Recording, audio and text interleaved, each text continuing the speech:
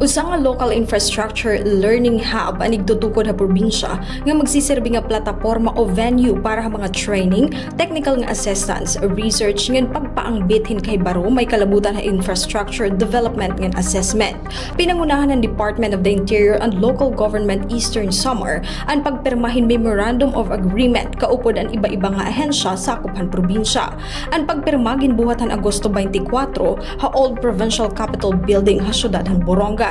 Suportado gihapon ang nasabing kasabutan ang implementasyon ng infrastructure audit program nga nabulig ang mga local government unit sa pag-assessan kahimtang ng pampublikong infrastruktura, pagkilala ang mga kaluyahan ng mga pasilidad ngan pagtudlok ang mga aspeto nga kinahanglan pauswagon labi na pagpangandam kontra mga kalamidad ngan linog.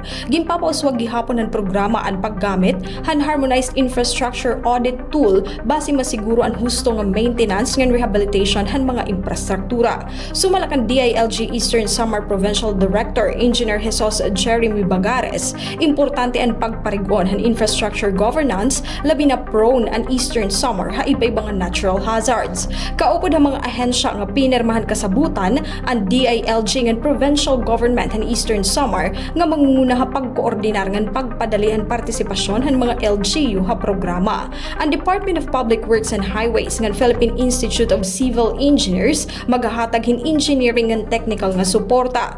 Ang Eastern Samar State University magahatag naman hin suporta ha research, training and academic expertise. Ang Department of Education magahatag gihapon hin suporta ha assessment ng mga school infrastructure. Pinaagi han LEL Hub ginlalauman nga mapaparigun pa ang koordinasyon ng partisipasyon han mga ahensyahan gobyerno, akademya, professional nga mga organisasyon ng mga LGU base mapauswag ang pagdumara, pagmaintenar ngan pagprotektar han mga infrastruktura hapugos nga probinsya. Tika nga syudad Borongan, Heidi Upada, Eastern Samar News Service.